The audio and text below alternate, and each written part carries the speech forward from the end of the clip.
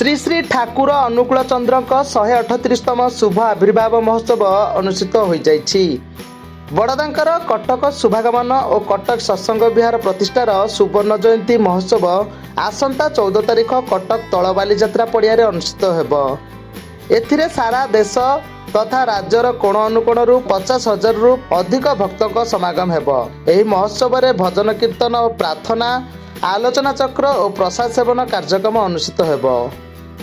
परम प्रेम श्री श्री ठाकुर अनुकूल चंद्र 138तम जन्म महोत्सव तत्सहित जुगाचार्य परम पूज्यपाद श्री श्री बड़दांकर कटक शुभागमन 50 वर्ष पूर्ति। जुगाचार्य श्री श्री बड़दा 1973 मसीहा जून मास 23 तारिख दिन कटक रे शुभ पदार्पण करते स्थान से स्मृति महोत्सवटा 50 वर्ष पूर्ति होतिबारु या सुवर्ण जयंती वर्ष भाव आम पालन करुचु।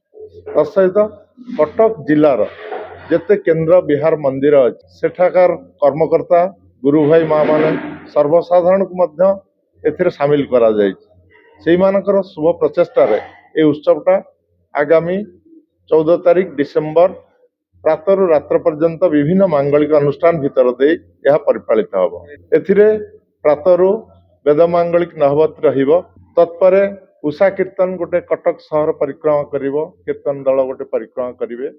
प्रातः 6:13 समय रे सकाळे विनती प्रार्थना एई मंदिर रे हबो एवं बालीजात्रा पड़ियार ऊपर पड़ियार अनुष्ठित। तार परे जो माने आगंतुक भक्त माने आसीथिबे से माने भजन करिवे कीर्तन करिवे। जे सेमानकर स्व अनुभूति जहाँ अच्छी से माने मध्य ताको परिवेशन करिवे। विभिन्न विशिष्ट व्यक्ति माने मध्य बहु भाव जोग देवार संभावना रही।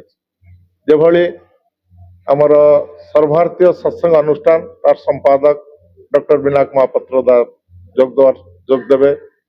दिल्ली सत्संग विहार सचिव श्रीयुक्त जतीन्द्रनाथ महांती प्रातिनिधिक से मध्य जोग देवे। एभली बहु मान्यगण्य व्यक्ति माने जोग देवार संभावना मध्य। Bureau report news Modiya.